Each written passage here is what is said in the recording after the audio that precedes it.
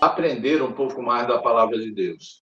Você que vai assistir esse vídeo no YouTube, não esqueça de compartilhar, curtir, comentar. E se esse conteúdo for relevante aí para a sua vida, que você possa, então, passar este conteúdo, indicar esse conteúdo a quem você ama, de forma que a pessoa possa também ser abençoada. Meus amados, nós temos que ter essa preocupação de, no YouTube, escolher conteúdos que venham a abençoar as pessoas, né? E a intenção da comunidade evangélica Geração da Conquista, através desses vídeos, é passar o conhecimento bíblico para as pessoas.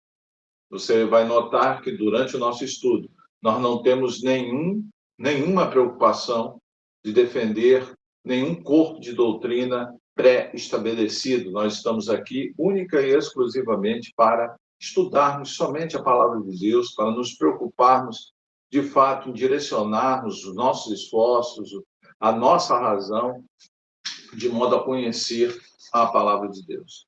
Então, eu agradeço mais uma vez. Aqui nós estamos com a pastora Silvânia, aqui junto conosco, meu irmão aqui também, participando da aula.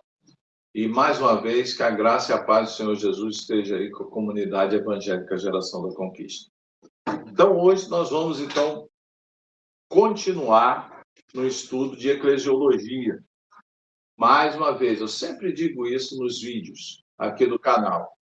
Voltem um pouco para que você possa ter o acompanhamento cronológico da história da igreja, desse preliminar, né, desse preâmbulo da história da igreja. É interessante que você vá lá às primeiras aulas de eclesiologia e venha acompanhando. Por quê, querido? Porque assim você vai ter o conhecimento, né, cronológico, principalmente do livro de Atos.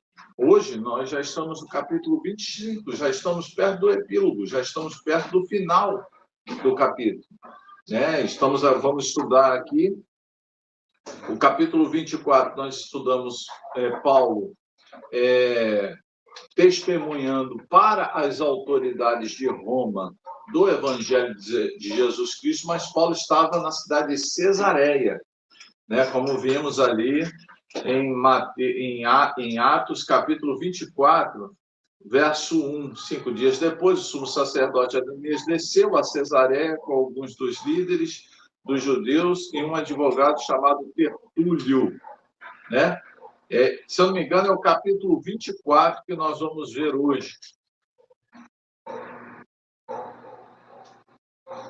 Capítulo 24.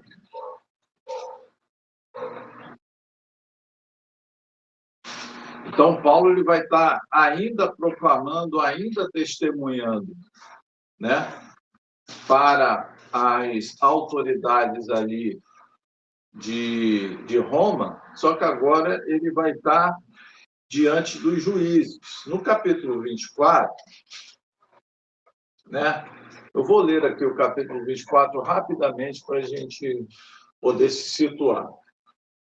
5 dias depois, o sumo sacerdote Ananias desceu a Cesareia com alguns dos líderes dos judeus e um advogado chamado Tértulo, os quais apresentaram ao governador suas acusações contra Paulo.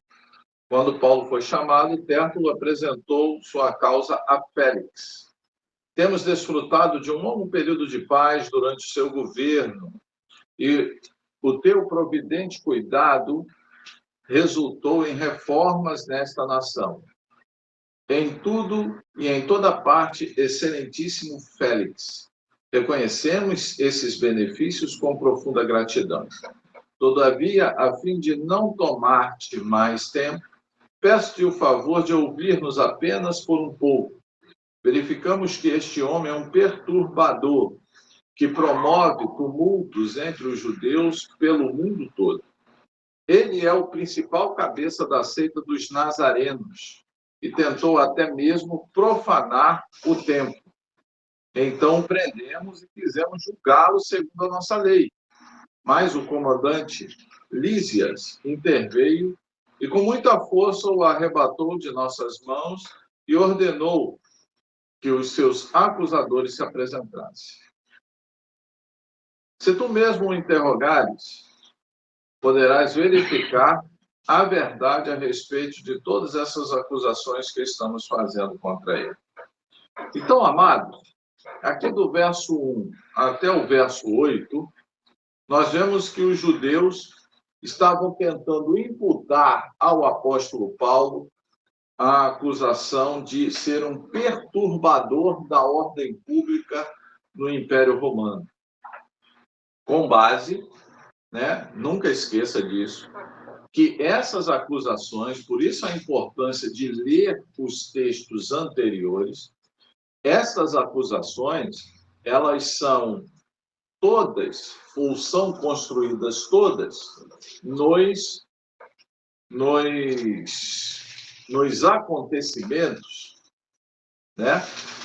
relacionados ao capítulo 21, principalmente a partir aí do verso 17, quando Paulo ele chega a Jerusalém. Vamos recapitular. Paulo, então, ele está fazendo suas viagens missionárias e ele sente o desejo de ir a Jerusalém. Você vai ver aqui que Paulo ele vai a Jerusalém para levar ofertas, levar mantimentos, levar ajuda ao próprio povo de Judá, aos próprios judeus.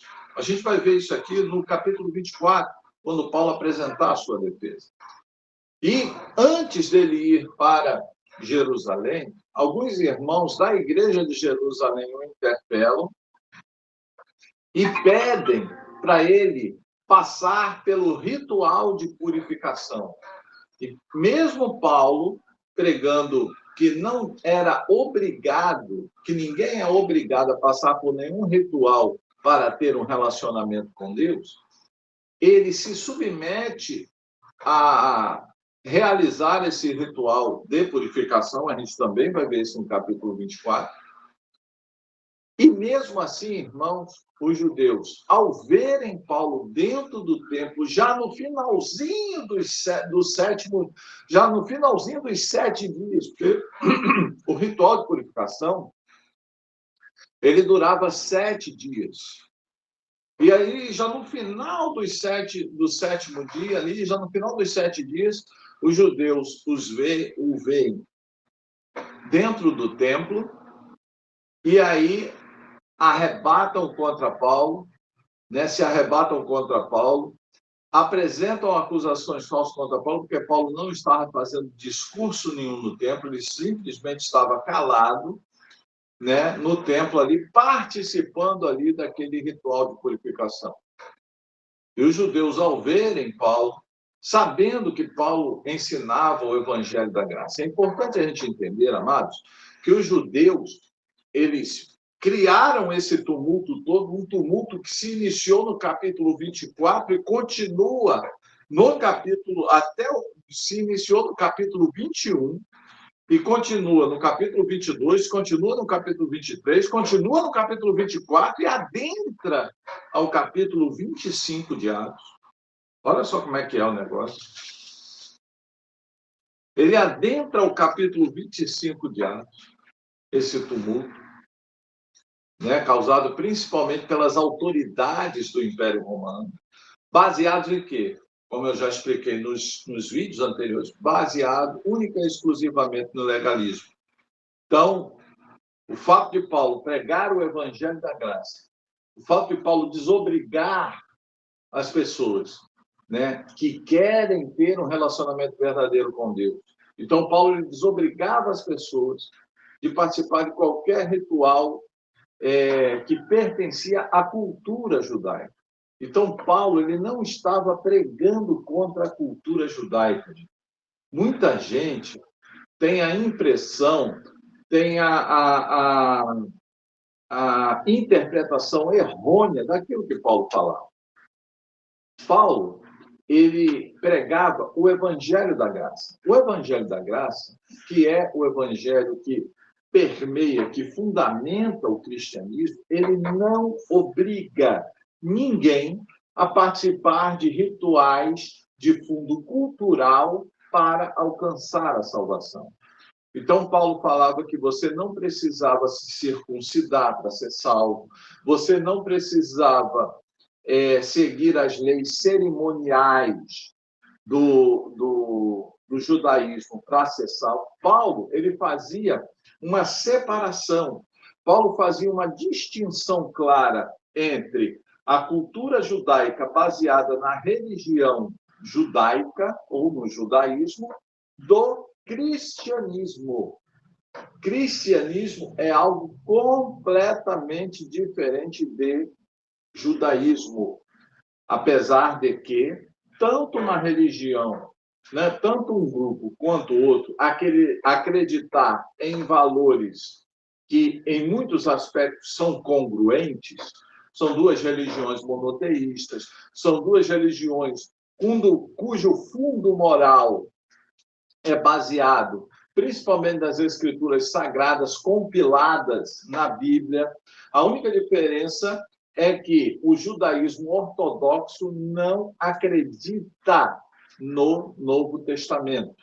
E o judaísmo ortodoxo, então, ele só acredita no Velho Testamento e interpreta o Velho Testamento à luz dele próprio.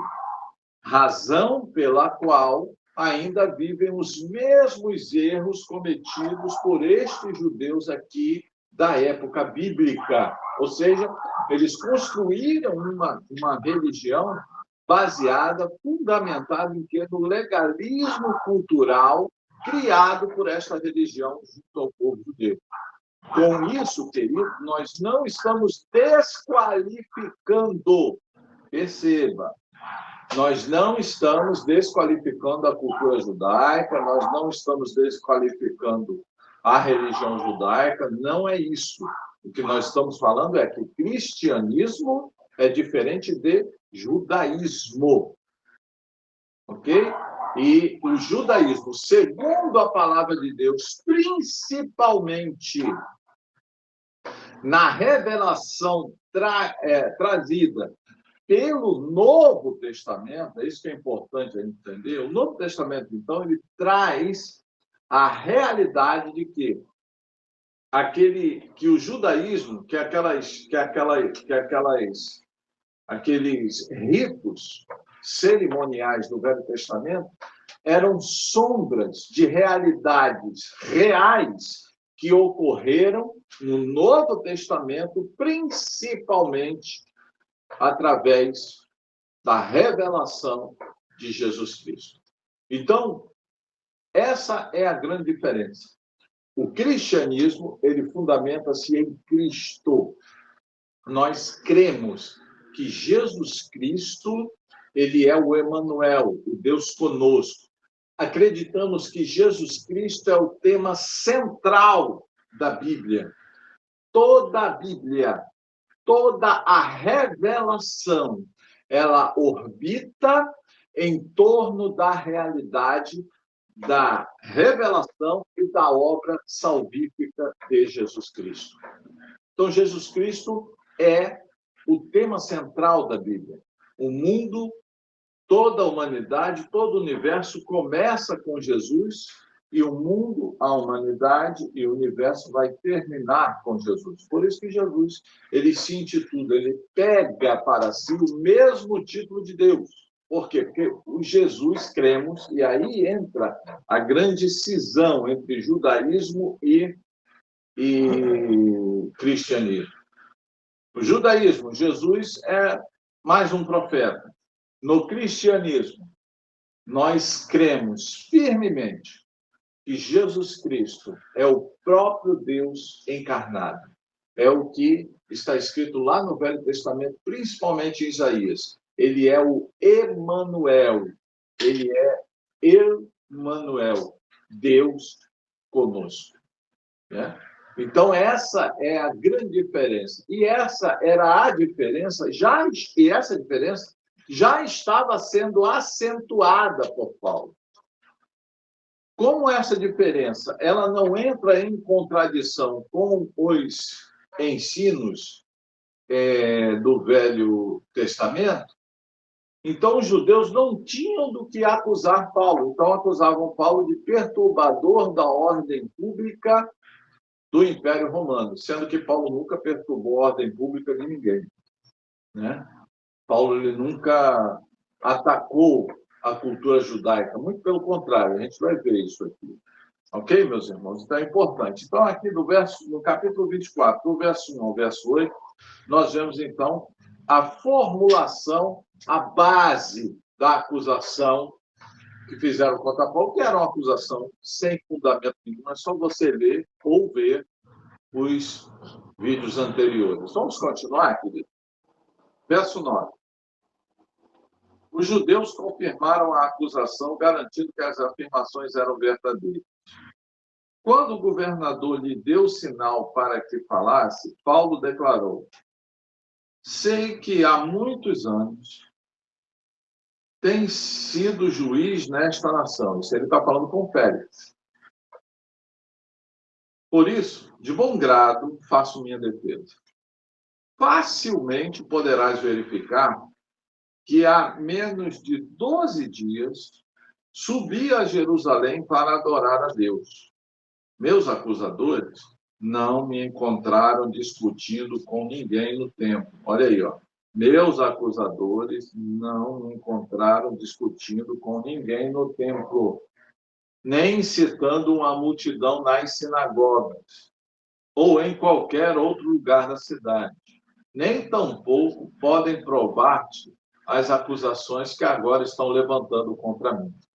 Confesso-te, porém, que adoro o Deus dos nossos antepassados, como o seguidor do caminho, a quem chamam de seita.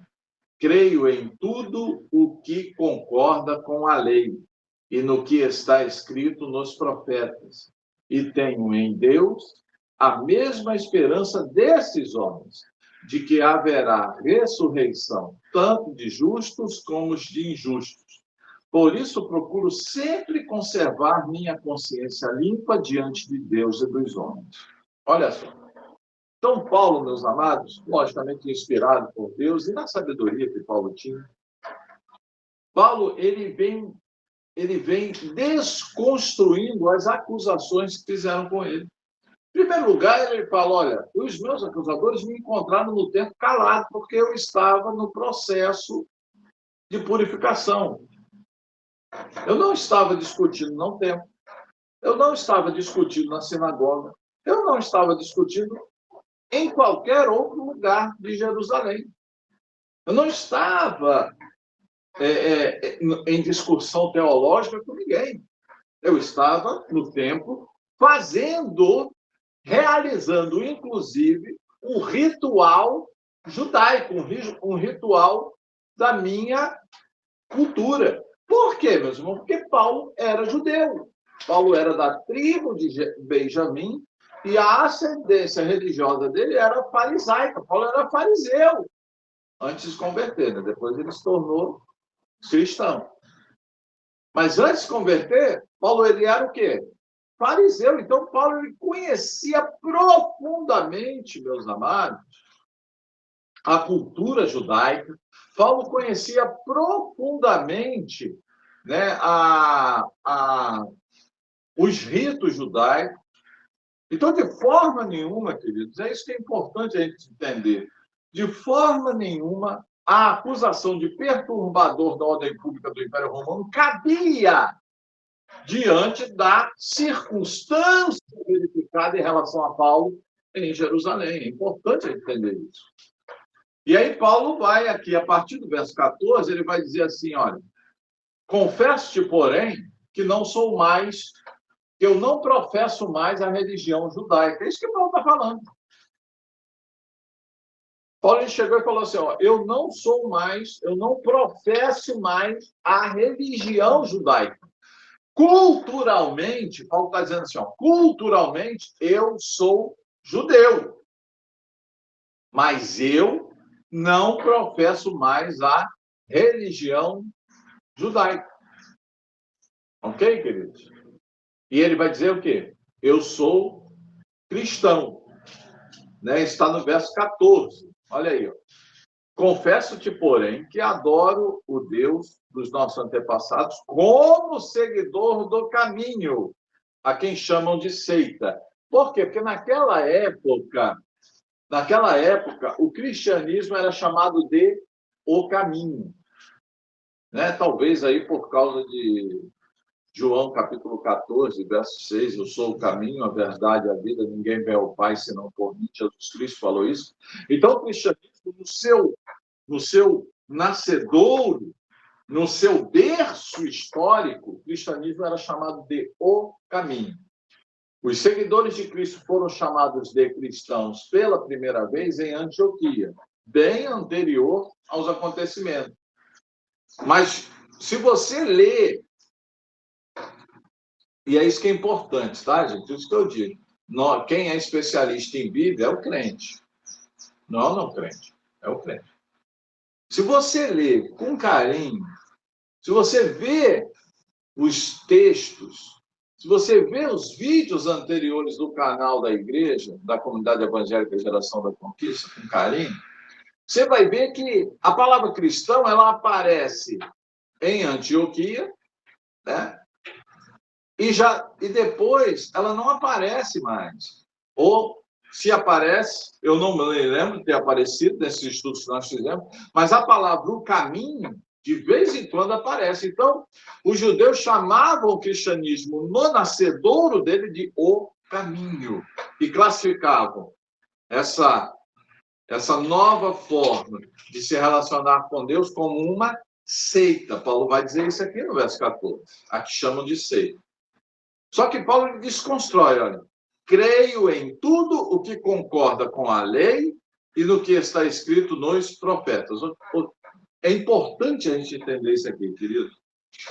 Na época de Paulo, nessa época aqui, na época desses acontecimentos, a Bíblia era conhecida como a lei e os profetas. É importante você entender isso. Quando eles falavam a lei e os profetas, é como se eles estivessem falando assim, o Velho Testamento. Ok? Então é importante a gente entender isso. Pastor, com que base o senhor fala isso? Se você pegar as cartas de Paulo, você vai ver que Paulo, principalmente a carta de Paulo aos Romanos, a carta de Paulo aos Coríntios, a carta de Paulo aos Gálatas, a carta de Paulo aos Filipenses, a carta de Paulo aos Tessalonicenses. Você vai ver que Paulo, ele pega, quando ele escreve a carta para essas igrejas, ele cita abundantemente textos que vão de Gênesis a Malaquias, ou seja, inclusive englobando Salmos, englobando Primeira, Segunda Crônica, ou seja, todo o Velho Testamento, na época de Paulo, era conhecido, já era compilado e já era amplamente difundido no Império Romano, através do judaísmo. E aí Paulo, com muita sabedoria, ele vai falar só, eu concordo com tudo que a lei e os profetas, ou seja, o livro que eles leem, a fonte fundamentadora da lei deles, eu concordo com tudo. E realmente, de fato, o cristão ele concorda com tudo que está escrito ali. Não é o fato do que está escrito ali, é o fato como se interpreta. Os judeus interpretavam e interpretam, os judeus ortodoxos interpretam até hoje, é errado, sabe por quê? Porque não creem em Jesus Cristo. Porque Jesus Cristo é o assunto central da Bíblia. A grande ignorância das pessoas em relação aos textos sagrados é exatamente isso. É interpretar o Velho Testamento fora da realidade de Cristo. Você vai ver, meus amados, em inúmeras oportunidades aqui, inclusive no próprio livro de Atos, é citado o Velho Testamento e em inúmeras vezes, todas as vezes que é citado textos do Velho Testamento no Novo Testamento, eles estão relacionados à pessoa e obra de Jesus Cristo. Então é importante nós entendermos isso. A igreja surge. Olha só o grande ensinamento que a gente vê aqui. A igreja surge lá no comecinho. Isso aqui é o nascedouro da igreja. É o berço da igreja. A igreja, em seu berço, ela fundamenta a sua forma de entender a Bíblia. É isso que eu acho lindo, amados. É isso que se perdeu. É isso que se perdeu, né? Hoje, líderes religiosos interpretam a Bíblia à luz de essa igreja aqui, ela é calvinista, ou seja, ela segue a doutrina de Calvino, coitada dela. Essa igreja aqui, ela é luterana, ela segue a teologia de Lutero, coitada dela. Coitada dessas igrejas. Eu lamento muito por essas igrejas, porque não foi assim que surgiu a primeira igreja. A igreja lá de Atos. A igreja primitiva. A igreja primitiva, ela surge como? Ela surge interpretando o Velho Testamento à luz da realidade de Cristo. Isso aí a gente vai ver abundantemente nas cartas de Paulo, nas cartas de Pedro, nas cartas de João. Isso aí a gente vai ver na carta que Judas escreveu, Tiago, Tito. Meus irmãos, em Hebreus, então, é uma loucura. Hebreus, então, é uma loucura. É citando direto o Velho Testamento à luz da obra e da pessoa de Cristo. Então, nós perdemos isso hoje. Nós estamos defendendo teólogos que, em relação à própria palavra de Deus, em relação a Cristo, são infinitamente incomparáveis. São homens falhos. E se são homens falhos, suas teologias são falhas. Amém, querido? Vamos ficar com a teologia só da Bíblia? Amém? Vamos continuar? Então, Paulo, ele procura aqui se defender e ele continua no verso 17, olha só. Depois de estar ausente por vários anos, vim a Jerusalém para trazer esmolas ao meu povo e apresentar ofertas. Verso 17 apresenta o objetivo de Paulo, o objetivo da visita de Paulo a Jerusalém. Foi o quê? Está no verso 17. Apresentar esmolas e ofertas. Que esmolas e ofertas são essas, meus amados? Esmolas e ofertas que ele recolheu das igrejas aonde? De Corinto, da Galácia, das igrejas, né? Das viagens missionárias, ele trazia o mantimento para onde? Para Jerusalém. Então, o objetivo de Paulo ao ir a Jerusalém, sabe o que era? Abençoar o povo de Jerusalém. Paulo foi a Jerusalém para abençoar os judeus. Está aí no verso 17. Depois de estar ausente por vários anos, vim a Jerusalém para trazer esmolas ao meu povo e apresentar oferta. Enquanto fazia isso, olha só o verso 18. Vocês não falarem que o pastor Renato está falando coisa dele mesmo. Lembra que eu falei que Paulo estava fazendo aquele cerimonial de purificação, que durava 7 dias? Olha só. Verso 18. Enquanto fazia isso, já cerimonialmente puro, encontraram-me no templo sem envolver-me em nenhum ajuntamento ou tumulto. Paulo não estava em nenhum ajuntamento ou tumulto. Ele estava no final do processo de purificação. E aí, sem estar envolvido em discussão teológica, sem nada, e aí encontraram Paulo no templo. Verso 19. Mas há alguns judeus da província da Ásia que deveriam estar aqui, diante de ti, e apresentar acusações, se é que tem algo contra mim. Ou os que aqui se acham deveriam declarar que crime encontraram em mim quando fui levado perante o Sinédrio. A não ser que tenha sido este. Quando me apresentei a eles, bradei, por causa da ressurreição dos mortos, estou aqui sendo julgado hoje diante de vocês. Olha só que coisa interessante. Então, Paulo, ele rememora, isso está em aulas anteriores, quando Paulo ele vai ao Sinédrio, né? Paulo, meus amados, conhecia o Sinédrio de frente para trás, de trás para frente, conhecia toda a estrutura do Sinédrio. Paulo tinha sido fariseu. E ele sabia que os fariseus criam em anjos, criam em demônios e criam na ressurreição dos mortos. E ele sabia muito bem que os saduceus, que faziam parte do Sinédrio, né, que estavam junto com os fariseus, inclusive acusando Paulo, sabia que os saduceus não criam nesse negócio. O que é que Paulo fez? Olha, eu estou aqui porque creio na ressurreição, ou seja, estou aqui porque eu sou fariseu. Aí os fariseus falam assim, não, então esse cara aí não tem acusação nenhuma contra ele. Aí os saduceus, tem sim, então. Aí o próprio Sinédrio brigou entre eles, foi uma confusão terrível, né? E isso está em vídeos anteriores. Paulo, ele usa isso. É como se Paulo está dizendo assim, Félix, nem eles se entendem. Nem eles são do Sinédrio. Eles estão unidos contra mim porque eu estou pregando Cristo.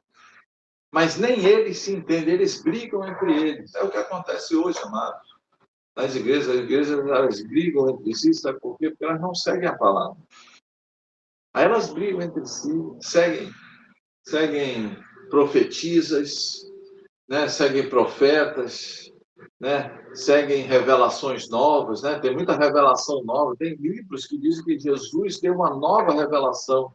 Meu amado, a Bíblia diz que tudo está encerrado na Escritura. O que é novo, eu vou dizer uma coisa para você, o que é novo não vem de Deus, vem do diabo. Revelação nova não é de Deus, revelação nova é do diabo. Porque toda revelação, todo o livro, vou repetir aqui, toda a literatura que tem a pretensão ou a petulância de se colocar no mesmo nível de autoridade da palavra de Deus, esta literatura não tem origem em Deus, e sim em Satanás, porque Satanás é o pai da mentira. Então, não acreditem em livros. Não acreditem em livros. Você pode pegar qualquer livro, qualquer um livro religioso, de qualquer religião. Lê o livro. Não estou dizendo para você não ler, não, você pode até ler. Mas confronta ele com a Bíblia. Se a Bíblia desmentir aquele livro, aquela revelação não foi dada por Deus. Ou surgiu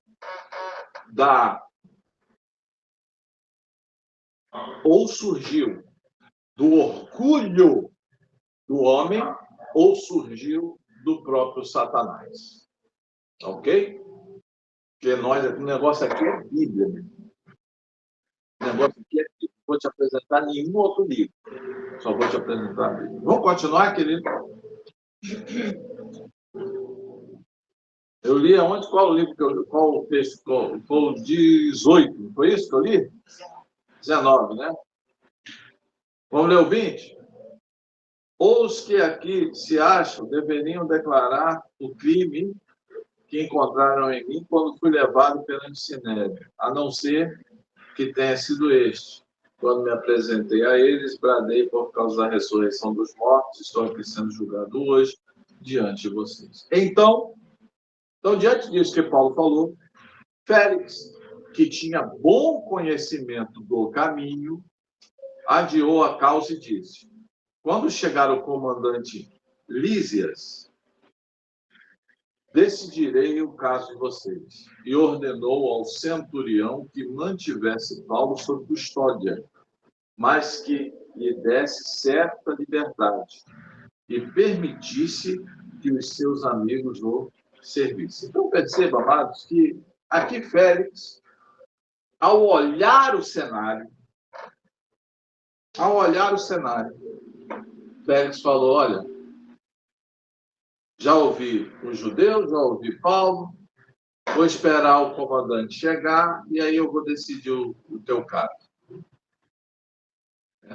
Mas por quê, meus amados?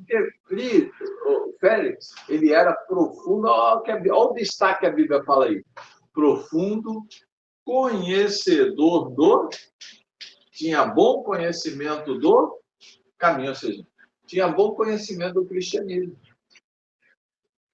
Interessante, isso aí dá uma grande lição para a gente. Olha só, meu. Félix era uma autoridade romana. Félix era uma autoridade do governo romano. Então, perceba, e não era uma das principais, não. Perceba, se Félix, que era uma autoridade romana, tinha conhecimento do caminho, com certeza, amados, as outras autoridades também tinham, conhecia, né, o cristianismo, conhecia. Bom, podia não crer no cristianismo, como é o caso de Félix. Ele não cria, mas ele tinha conhecimento e muitos achavam até uma opção interessante. Até porque, diante desse radicalismo dos judeus, dessa intolerância dos judeus, isso causava até certa curiosidade às autoridades romanas. A gente vai ver isso aqui, olha só. Então, ele permite que Paulo fique lá sob custódia e ainda dá certos privilégios a Paulo. Deixa que os seus companheiros o visitem. Então, Timóteo, Lucas, aquela rapaziada que estava junto com Paulo, tem acesso a Paulo. Começa a visitar Paulo, começa a consolar Paulo. Lucas era médico, talvez ia lá fazer tratamento de saúde com Paulo. Enfim, Paulo começa a ter ali certa regalia. Por quê? Porque diante das autoridades romanas, diante da lógica, diante do bom senso, era incabível essas acusações contra Paulo. E incabível as acusações contra o cristianismo. E o cristianismo, ele não desqualificava nem o Império Romano, e ele não desqualificava nem a cultura romana, nem a cultura grega, e nem a cultura judaica, porque o cristianismo não se trata de cultura. O cristianismo é superior à cultura. O cristianismo é fé na obra de Cristo. É só isso. Então, não havia... O cristianismo ele não tem por objetivo se opor à cultura. Não, se você quiser continuar com a sua cultura, você continue. Eu vou ser cristão. Se pelo fato de eu ser cristão, traços de minha cultura eu já não quero mais praticar, isso é um direito meu. Amém ou não? Esse é o grande pensamento do cristianismo, né? Até porque tem cultura que a Bíblia condena. Exato. Por exemplo, carnaval. Carnaval é um traço de cultura. Eu abomino o carnaval. Carnaval, para mim, na minha visão, é uma desgraça cultural. Né? Tinham culturas que sacrificavam o seu filho primogênito. Tinham deuses que exigiam o sacrifício de... E lá naquela época o pessoal fazia isso. Eu abomino esse tipo de coisa. Por exemplo, lá em Diana, quando Paulo, lá em Éfeso, a grande Diana dos Éfesos, tinha 1000 sacerdotisas. O culto lá, a deusa Diana, os homens iam, tinham relações sexuais ali com as sacerdotisas de Diana, porque Diana é a deusa da fertilidade e da beleza. Era um culto que patrocinava a prostituição.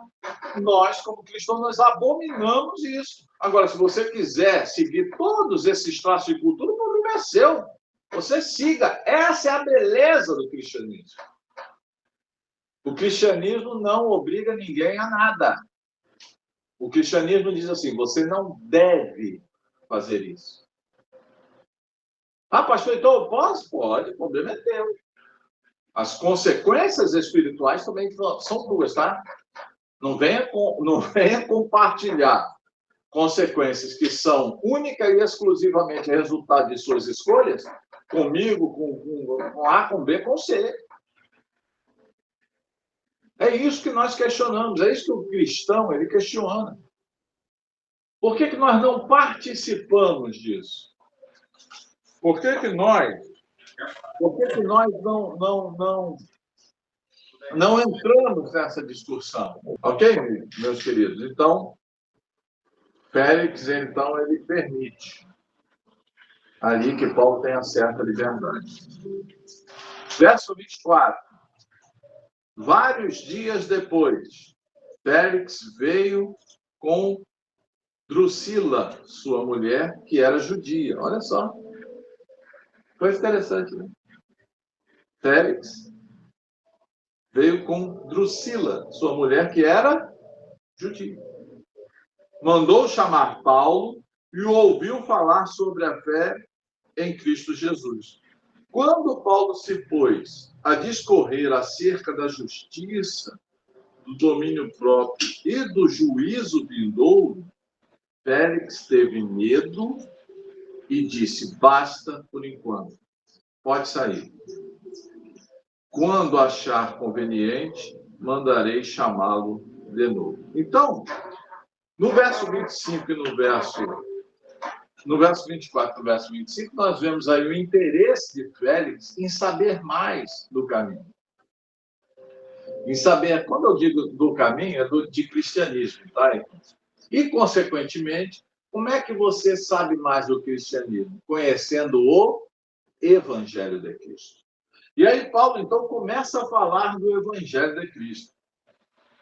E aí, meus amados, entra esse texto aqui mostra de forma escancarada o erro daquelas pessoas que falam assim: não julgueis para que não sejam julgados. Usa esse versículo fora de contexto e usa aquele: Deus é amor, Deus nos ama. É interessante, né? Ele realmente, de fato, Deus é amor, Deus nos ama, né? Mas ele também é justiça. Escuta, crente. Verso 25. Quando Paulo se pôs a discorrer acerca da justiça, do domínio próprio e do juízo vindouro, Félix teve o quê? Medo. E disse: basta por enquanto, pode sair. Quando achar conveniente, mandarei chamá-lo de novo. Então, meus amados, perceba que o Evangelho, ele é maravilhoso, mas o Evangelho completo, ele confronta o homem. Quando Paulo falou para Félix aspectos fundamentais do Evangelho, que aspectos fundamentais são eles? Justiça, ou seja, Deus disciplina quem ama, está escrito lá em Hebreus. Se você não é disciplinado por Deus, então você não é filho dele. Então Deus, aí está escrito lá, com todas essas letras: Deus castiga a quem ele ama e disciplina a quem ele toma por filho. Então, se você é filho de Deus, você vai ser disciplinado por ele. Ah, não, aí eu não quero ouvir isso. Não, peraí. Só que Paulo foi mais além, ele falou sobre domínio próprio. Domínio próprio diz respeito à tua responsabilidade. A tua responsabilidade de submeter-se às exigências morais propostas por Jesus. Por isso que Jesus fala: aquele que quiser vir após mim, negue-se a si mesmo, tome a cada dia a sua cruz e siga-me. Se você não quer tomar a sua cruz, se você não quer negar a si mesmo, se você não quer submeter ou levar cativo o seu pensamento a Cristo, você não é digno de Cristo. Eu lamento muito, meus irmãos, mas não sou eu que digo, é a palavra de Deus. E ele falou isso para Félix, com certeza. E do juízo vindouro. Quando fala de juízo vindouro, fala de céu e fala de inferno. Fala de bênção eterna, fala de salvação eterna e fala de juízo eterno, fala de sofrimento eterno. A Bíblia está permeada desta realidade. Tem grupos religiosos hoje que falam que o inferno não existe. Eu acho que isso é o maior engano de Satanás que tem. Então, Satanás realmente quer que você acredite que o inferno não existe. É muito bom, meus amigos. Se não existe esse inferno, não é. Eu vou enfiar o pé na jaca, porque se o inferno não existe, quando eu morrer, independentemente se eu vou para o céu ou não, para mim tá bom. Se eu for para o céu, tá bom. E se eu não for para o céu, eu vou deixar de existir. Então também tá bom. Onde é que é a justiça nisso, meus amigos? segundo a palavra de Deus. Perceba, olha, eu não estou falando de mim, eu estou falando da palavra de Deus. Assista os vídeos anteriores, onde nós ensinamos lá sobre Apocalipse, principalmente as aulas finais de Apocalipse ali, quando nós falamos da volta de Jesus Cristo, do julgamento do grande trono branco. Isso tudo está escrito na Bíblia, mano. Não sou eu que estou falando, não, meus amigos. Na Bíblia. Em Apocalipse, capítulo 19, Paulo com certeza falou disso. Apocalipse, capítulo 19, está escrito o seguinte, né? Que as pessoas que vão lá para o lago de fogo e enxofre vão sofrer dia e noite para todo sempre. Amém. É o que está escrito, meu amado, não sou eu que estou falando, não. É o que está escrito.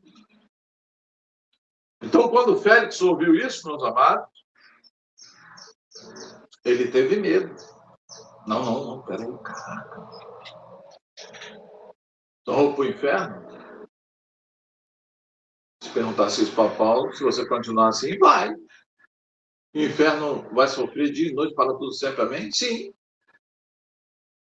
Não, teve medo. Não, sai. Quando for conveniente, eu te chamarei. Nos próximos versos, no verso 26 e no verso 27, a gente vai saber a razão pela qual Félix teve medo. Por que Félix teve medo, né, amado? Tá aí, olha só.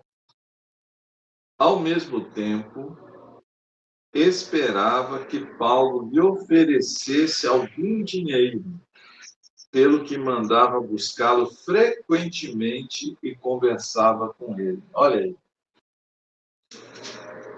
Então, Festo, como um bom político, ele estava querendo o quê mesmo?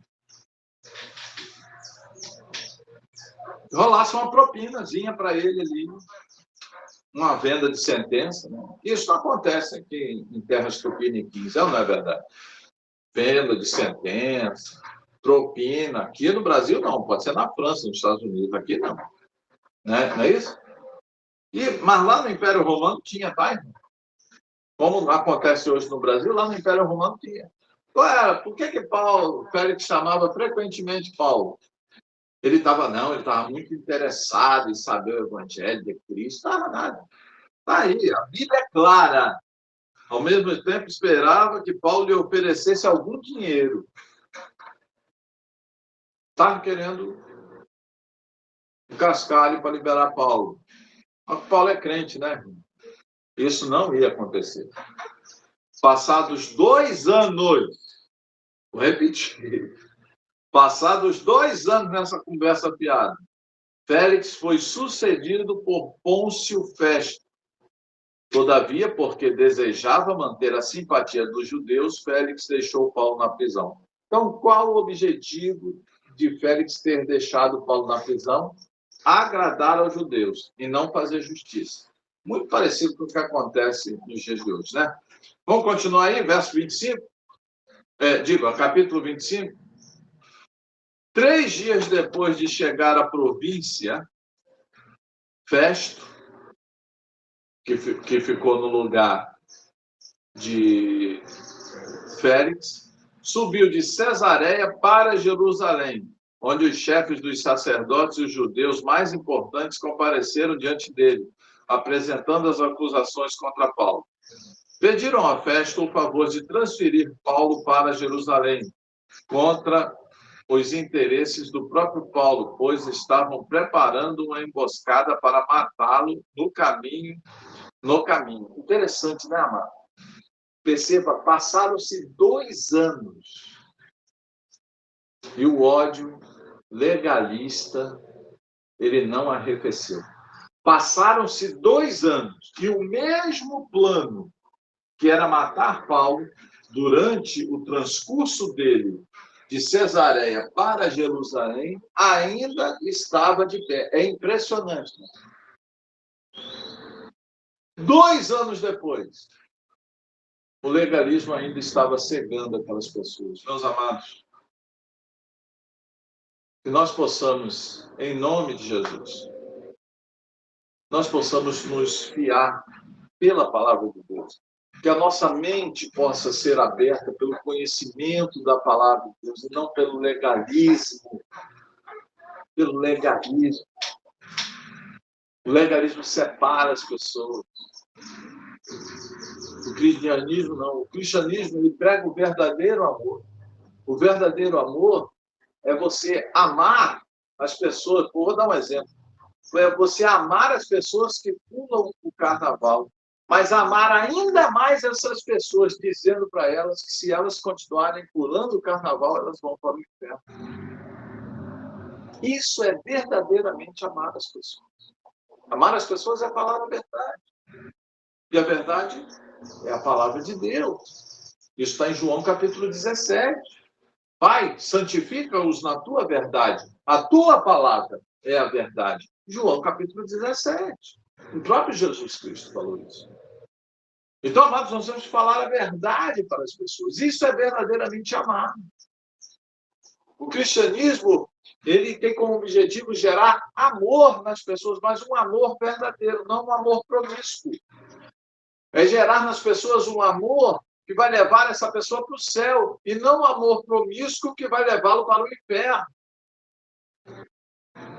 Tem uma música muito antiga que é Jesus Cristo transformou, Jesus Cristo mudou o meu viver, que diz assim: o amor só conhecia em canções que falavam de ilusões. O verdadeiro amor é mostrar que este amor ilusório está enganando as pessoas e levando as pessoas para o inferno. Amém, querido?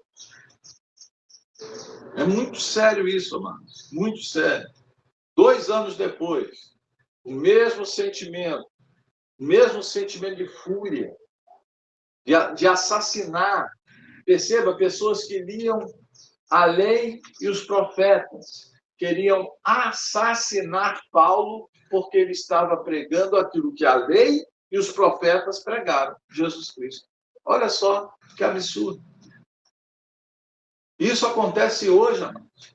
Existem religiões, né, crentes, né, aqui na Síria, se eu não me engano, na Síria, não quero cometer nenhuma justiça, Síria, Turquia, mas cristãos estão morrendo aos montes na Síria, com essa revolução que teve, com a saída lá da ditadura que estava, entrou uma outra ditadura agora que está matando cristãos.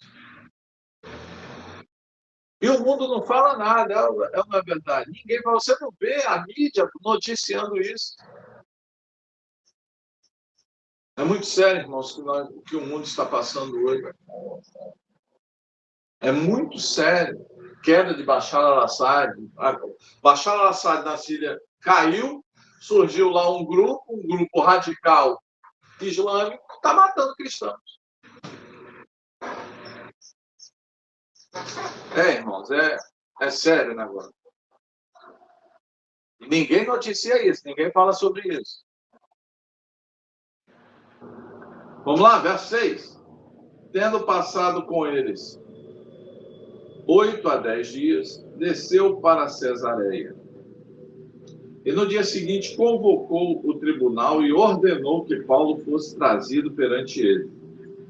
Quando Paulo apareceu, os judeus que tinham chegado de Jerusalém se aglomeraram ao seu redor, fazendo contra ele muitas e graves acusações que não podiam provar. Nós falamos de forma teatral. Paulo chegou, eles se aglomeraram. Não sei o quê, aquela coisa, né? Parece muito com certos lugares, né, que acontece por aí, né? Aquela coisa teatral. Mas não podiam provar. Então Paulo fez sua defesa. Nada fiz de errado contra a lei dos judeus, contra o templo ou contra César. Lógico. O cristianismo prega exatamente isso. Quer ser judeu? Seja judeu. Quer adorar o panteão grego-romano? Adore o panteão grego-romano. Agora me dê o direito de pregar o meu evangelho, ou o evangelho de Cristo, que eu acredito. Dei-me o direito de dizer que esse caminho que vocês estão trilhando vai levar vocês para o inferno segundo a palavra de Deus. Isso não é discurso de ódio, meu. Isso é discurso de amor. Vou repetir. Isso não é discurso de ódio. Isso é discurso de amor. Dizer a verdade é manifestar. Vamos continuar? Festo, querendo prestar um favor aos judeus, perguntou a Paulo: você está disposto a ir a Jerusalém e ali ser julgado diante de mim acerca dessas acusações? Por quê, meus amados? Porque talvez Festo não tivesse o conhecimento daquela trama, né? Aquela trama daquela primeira trama lá, daqueles 40 homens que fizeram um voto de não comerem nem beberem, até que matassem Paulo. Então, nessa época, eles deviam estar tudo morto, né? Porque 2 anos sem comer nem beber, não é isso? 2 anos sem comer nem beber, o que vai acontecer? Morreu todo mundo, duvido, né? Duvido. Como é que é? Voto de tolo ainda. Voto de tolo. Está lá, os mesmos homens lá querendo matar Paulo. Não comeram nem beberam. Conversa fiada. Né? Não é o cara que fala que vai fazer uma coisa porque não sei o que, coisa e tal, não faz nada. Festo não sabia disso. Por isso que Festo propôs a Paulo ir a Jerusalém para ser julgado por Festo lá diante do Sinédrio. No verso 10, Paulo responde, baseado em todo o conhecimento daquela trama que Paulo tinha, Paulo responde, olha só, verso 10. Paulo respondeu: estou agora diante do tribunal de César, onde devo ser julgado. Não fiz nenhum mal aos judeus, como bem sabes. Se de fato sou culpado de ter feito algo que mereça a pena de morte, não me recuso a morrer.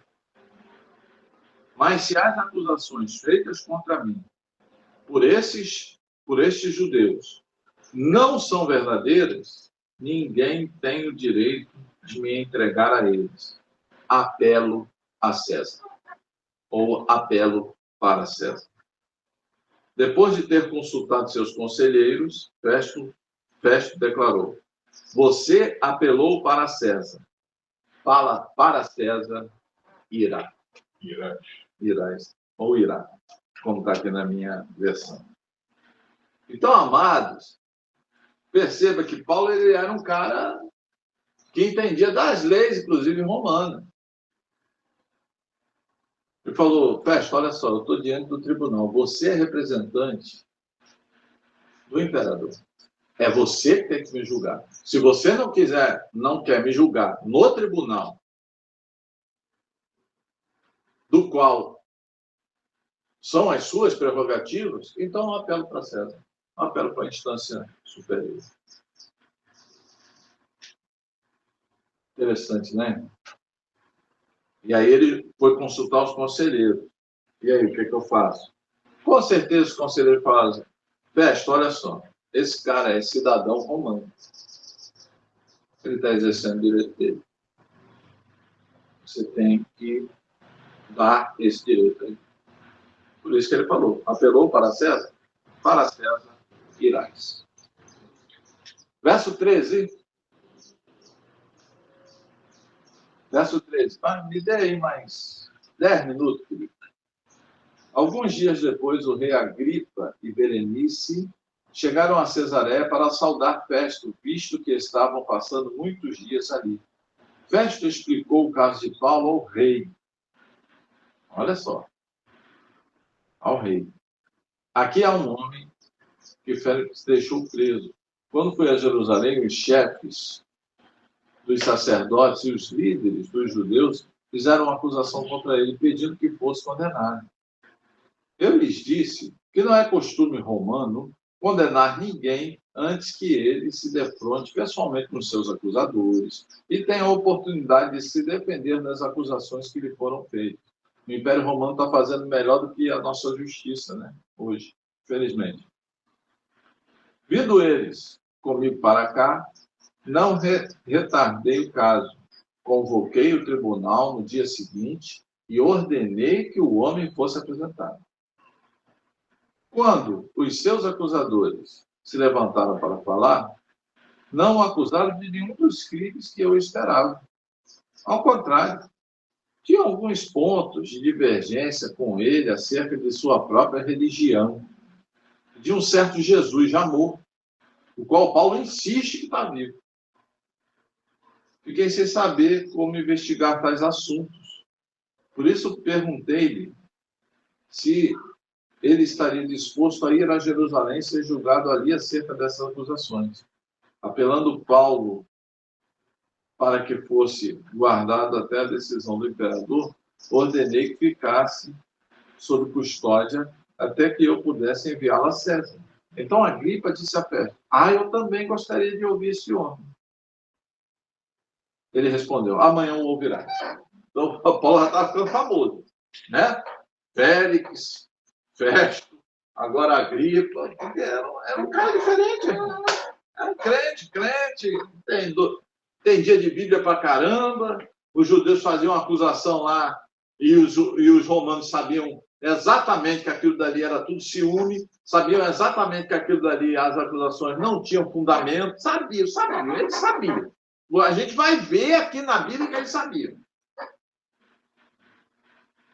Né? A gente vai ver na Bíblia que eles sabiam. Só que Paulo ele era um cara fantástico, ele conversava, ele colocava ali as suas... ele pregava o evangelho de uma forma poderosa, com autoridade, porque ele vivia o evangelho. Quem fala com autoridade, meu amado, move o coração das pessoas. Pode não mover para a conversão, mas move o coração das pessoas. E aconteceu isso com a Agripa também. Eu quero conhecer esse homem. Peraí, pô.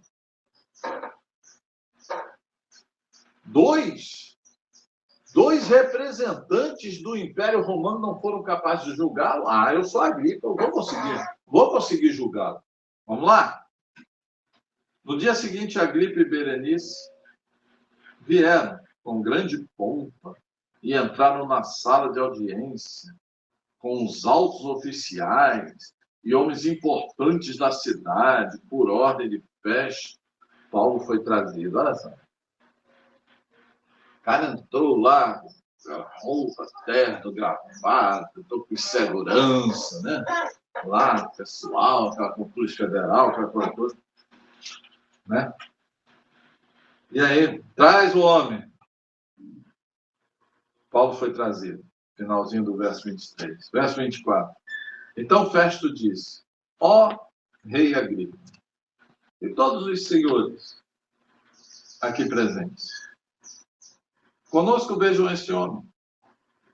Toda a comunidade judaica me faz petições a respeito dele em Jerusalém, aqui em Cesareia, gritando que ele não deveria mais viver. Mas verifiquei que ele nada fez que merecesse pena de morte. Todavia, porque apelou para o imperador, decidi enviá-lo a Roma. No entanto, não tenho nada definido a respeito dele para escrever a sua majestade. Por isso eu o trouxe diante dos senhores e especialmente diante de ti, rei Agripa. De forma que, feita esta investigação, eu tenho algo para escrever. Pois não me parece razoável enviar um preso sem especificar as acusações contra ele. Olha só. Foi feito um primeiro inquérito policial, não descobriram nada. Foi feito um segundo inquérito policial, não descobriram nada. Foi feito um terceiro inquérito policial, não descobriram nada, só que agora tinha que mandar ele para o imperador. Como é que Festo ia mandar Paulo para o imperador sem acusação formal? E ele não sabia o que escrever. Ele está dizendo aqui, olha, eu não sei, eu vou acusar esse cara de quê? Ele não fez nada. Se fosse no Brasil, usava imaginação, né? Use a sua imaginação. Né? Se fosse no Brasil. Mas não era lá no Império Romano. Então ele pediu para o rei Agripa vir e falou, olha, Agripa, me ajuda aí, o senhor é rei, o senhor tem mais conhecimento do que eu, está aí com todos os oficiais, todos os seus conselheiros. Me ajuda que eu preciso escrever alguma coisa. Como é que eu vou mandar o cara lá para o imperador, para César, com a carta em branco? Qual a acusação? Nada. César vai mandar ele me prender. Ai, Jesus dos crentes. É maravilhoso, né, irmão? Olha só, um homem, Paulo, causando uma confusão danada no Império. Então, Agripa disse a Paulo, eu estou no capítulo 26. Então, Agripa disse a Paulo, você tem permissão para falar em sua defesa? A seguir, Paulo fez sinal com a mão e começou a sua defesa. Rei Agripa, considero-me feliz por estar hoje em tua presença, para fazer a minha defesa contra todas as acusações de Deus, e especialmente porque estás bem familiarizado com todos os costumes e controvérsias deles. Portanto, peço que me ouças pacientemente. Todos os judeus sabem como tenho vivido desde pequeno, tanto em minha terra natal como em Jerusalém. Eles me conhecem há muito tempo e podem testemunhar, se quiserem, que, como fariseu, vivi de acordo com a seita mais severa da nossa religião. Agora estou sendo julgado por causa da minha esperança no que Deus prometeu aos nossos antepassados. Esta é a promessa que as nossas 12 tribos esperam que se cumpra, cultuando a Deus com fervor dia e noite. É por causa dessa esperança, ó rei, que estou sendo acusado pelo judeu. Porque os senhores acham impossível que Deus ressuscite os mortos. Eu também estava convencido de que deveria fazer todo o possível para me opor ao nome de Jesus de Nazareno. Foi exatamente isso que fiz em Jerusalém. Com autorização dos chefes dos sacerdotes, lancei muitos santos na prisão. E quando eles eram condenados à morte, eu dava meu voto contra eles. Muitas vezes eu ia de uma sinagoga para outra, a fim de castigá-los, e tentava forçá-los a blasfemar.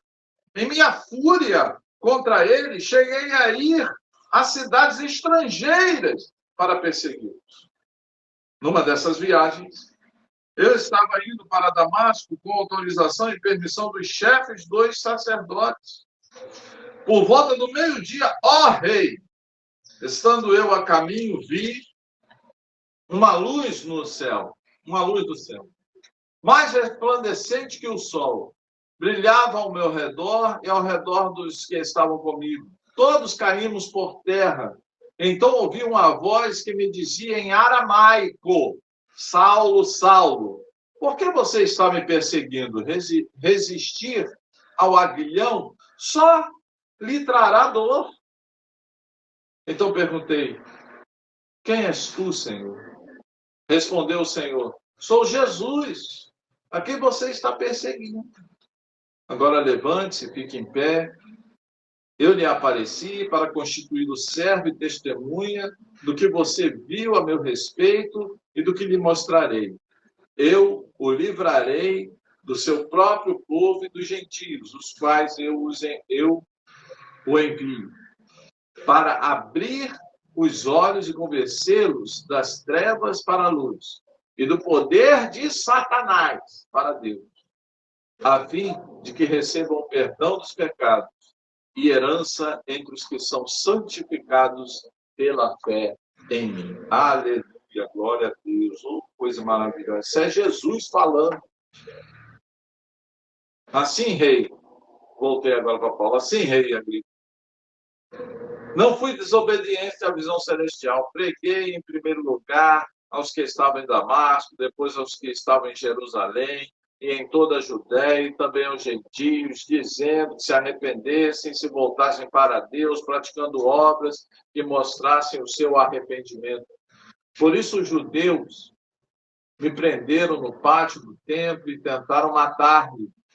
mas tenho contado com a ajuda de Deus até o dia de hoje. E por este motivo estou aqui e dou testemunho tanto a gente simples como a gente importante.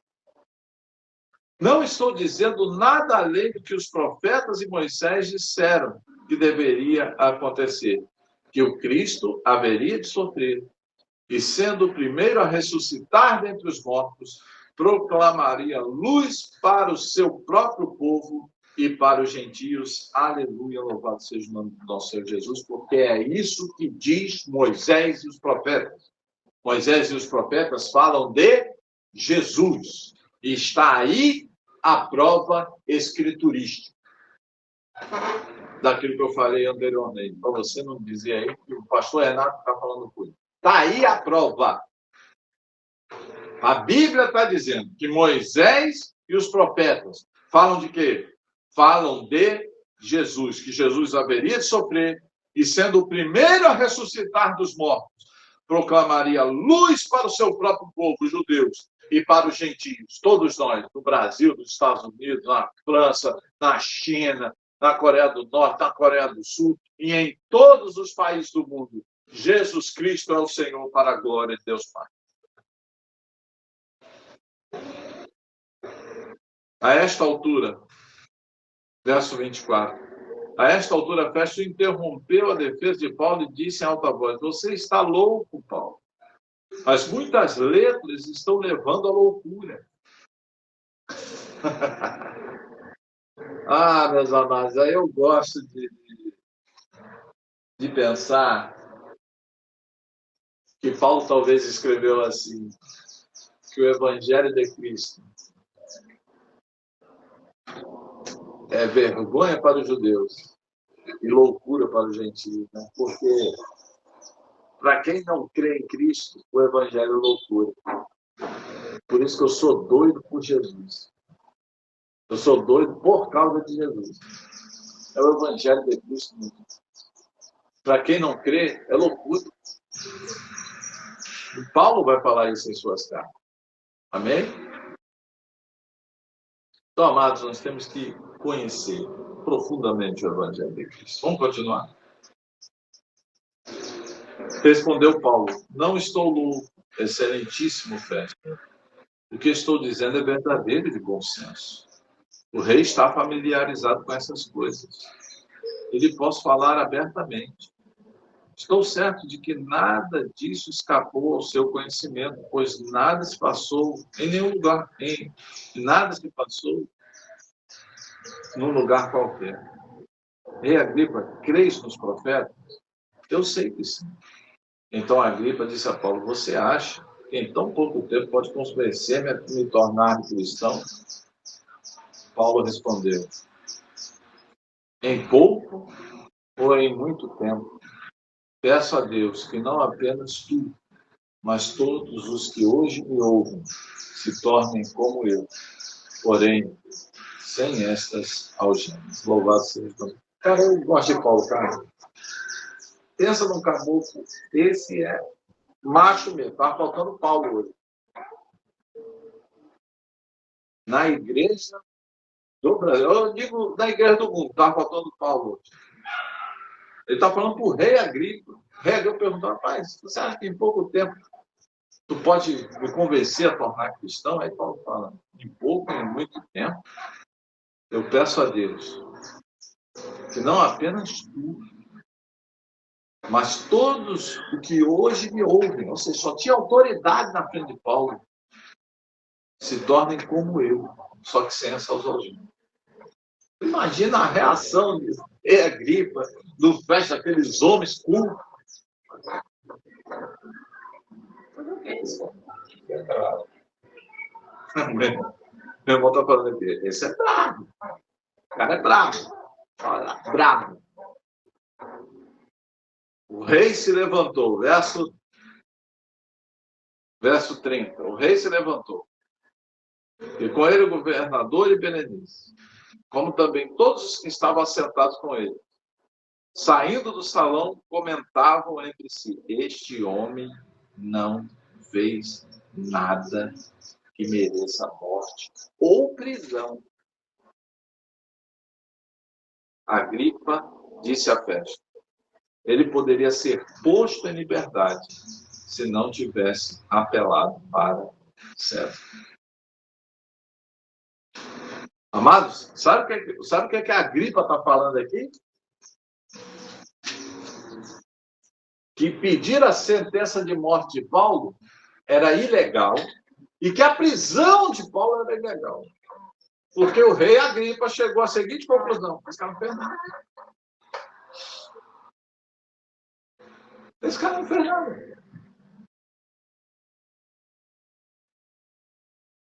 Mas como ele apelou a César, segue o processo. Então veja, ele falou com Félix, falou com Festo, falou com o rei Agripa e agora Paulo vai falar com César. Paulo vai falar com a autoridade máxima do Império Romano. E aí eu lembro daquele versículo. Volta aí, Atos capítulo 23. Eu vou ler o verso 11. Você vê que a Bíblia é um conjunto, a Bíblia interpreta a própria Bíblia. Pastor Renato, qual a teologia que o senhor segue? A da Bíblia. Não só da Bíblia. O que a Bíblia falou, está falando. Olha assim. No dia seguinte, o Senhor, pondo-se ao lado dele, disse: coragem, assim como você testemunhou a meu respeito em Jerusalém, deverá testemunhar também em Roma. Do verso 24 do capítulo 24 até o capítulo 27, até o capítulo 26, a gente vê Paulo testemunhando de Cristo em Cesareia. Capítulo 27 e o capítulo 28 vou mostrar Paulo testemunhando, viajando para Roma e testemunhando de Jesus Cristo em Roma. Amados, a grande lição que nós aprendemos aqui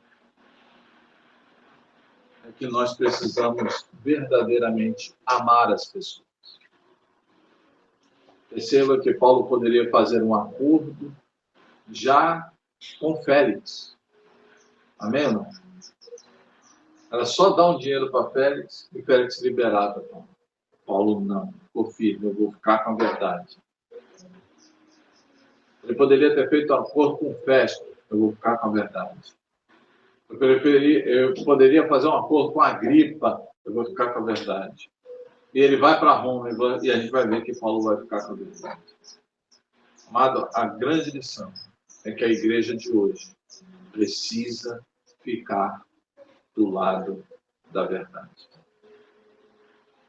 Infelizmente, a igreja de hoje, ela está do lado de Calvino, está do lado de Arminio, está do lado de Lutero, está do lado de Memon Simon, está do lado de John Wesley, está do lado de tantos homens que tiveram sua importância. Mas são homens, não esqueçam, são homens. Nós vamos estudar sobre cada homem desse nos nossos estudos sobre eclesiologia. E nós vamos ver que nós não podemos ficar do lado desses homens. Nós precisamos ficar do lado da verdade. E a verdade só é encontrada em um único lugar, na palavra de Deus. Porque a própria palavra é o próprio Cristo. Que Deus te abençoe, que esta mensagem possa ter tido guarida em seu coração, que você possa ter sido abençoado por esta mensagem. Você do YouTube, nós vamos colocar aqui, nunca vou deixar de dizer isso, nós vamos colocar aqui o QR Code, não sei onde ele vai aparecer aqui, mas vamos colocar o QR Code, vamos colocar a chave Pix para você, se quiser, por favor, é voluntário, se quiser contribuir com a nossa igreja, com a quantia que você quiser contribuir, contribua. Porque esse dinheiro, eu vou repetir sempre isso aqui, nenhum dos oficiais da nossa igreja, pastores, diáconos, nenhum líder de nossa igreja tem salário da igreja, recebe recursos financeiros da igreja. Pastor, esses recursos que a igreja arrecada são para quê? são para cestas básicas, são para abençoar os nossos irmãos mais carentes, são para pagar, muitas vezes, uma cuidadora para ficar no hospital. Nossa igreja chegou a pagar cuidadora para ficar em hospital para pessoas que não tinham recursos, meus amados, e não tinham parentes, muitas vezes, que pudessem fazer isso. E a nossa igreja usa os recursos dela para fazer isso. Eu sou pastor da igreja, já vai para quase 20 anos. Sou pastor dessa igreja. Nunca recebi recurso da comunidade evangélica da Geração da Conquista. Sabe por quê? Porque eu sempre lembro daquela palavra de Jesus. É melhor dar do que receber. Então, dê, contribua, para que Deus possa abençoar outras pessoas através de você. E dê assim, dê de forma que, dê com a mão esquerda, de forma que a mão direita não veja. Ou dê com a mão direita, de forma que a mão esquerda não veja. Sabe para quê? Porque o Pai que te vê em secreto, Ele te abençoará. Que Deus te abençoe, querido. Que Deus possa ter tocado em seu coração. Que o exemplo de Paulo possa ter te inflamado aí em seu coração. Possa ter como é que é? Oh, meu Deus, ter te inspirado a ter uma vida espiritual verdadeira com Jesus. Que Deus te abençoe.